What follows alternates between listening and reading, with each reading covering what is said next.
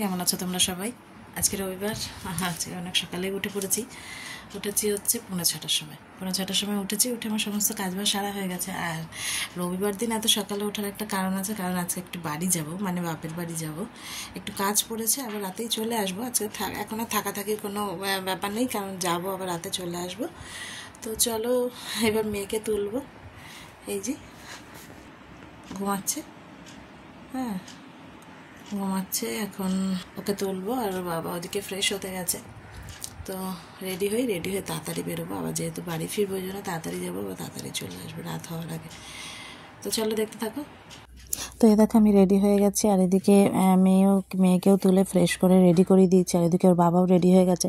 তো এখন আমরা বেরিয়ে পড়বো, আর ওকে রেডি করে দেওয়া মানে ও আর থাকবে না। তো চলো বেরিয়ে পড়ি, তাড়াতাড়ি বেরোতে হবে। তো বেরিয়ে পড়ি। এই দেখো আমরা চলে এসেছি মাদের বাড়িতে, আর মার গাছে দেখো কি সুন্দর ছোটো ছোটো কাগজি লেবু হয়েছে। তো ট্রেনে বাসের ভিডিও করতে পারিনি, কারণ খুব ভিড় ছিল ওই জন্য। তো চলো আবার দেখা হচ্ছে। তো এই দেখো একটু মার বাড়িতে কিছুক্ষণ থেকে আবার এই যে আমরা বেরিয়ে পড়েছি বাড়ির উদ্দেশ্যে। তো এখন আমরা বাসে আছি, তো বাড়ি পৌঁছে আবার দেখা হচ্ছে। হ্যালো বন্ধুরা, কেমন আছো তোমরা সবাই? কালকে ভিডিওটা কন্টিনিউ করতে পারিনি, কারণ রাতেই ফিরেছি। এসে আবার রান্নাবান্নার ব্যাপার ছিল, মেয়েকে খাওয়ানো দাওয়ানো ছিল, তো ওই জন্য কালকে আর ভিডিওটা কন্টিনিউ করতে পারিনি। এই সকালে উঠে পড়েছি, উঠে আমার সমস্ত কাজবাজ সারা হয়ে গেছে, এখন যাবো রান্না করতে। তো এদিকে ঘুমাচ্ছে দুজনে, তো চলো রান্নাঘরে যাই।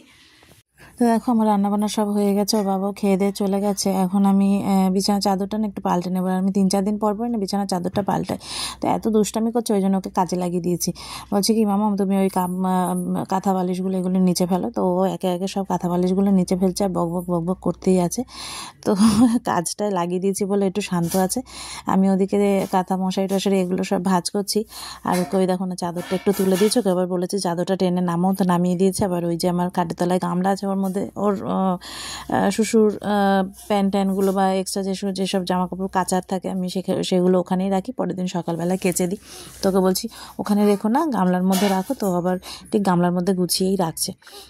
তো চলো দেখো আমার সমস্ত ঘরদোর গুছানো হয়ে গেছে, এবার ডাইনিংয়েই আছে, আমার মনে হয় ডাইনিংয়েই আছে। আবার একটু পরেই চলে আসবে ঘরে আসলেই তো আবার গুছানো আর থাকবে না, খেলনাপাতি নিয়ে সব ছড়িয়ে ছিটিয়ে ঘরদোর নোংরা করে রেখে দেবে।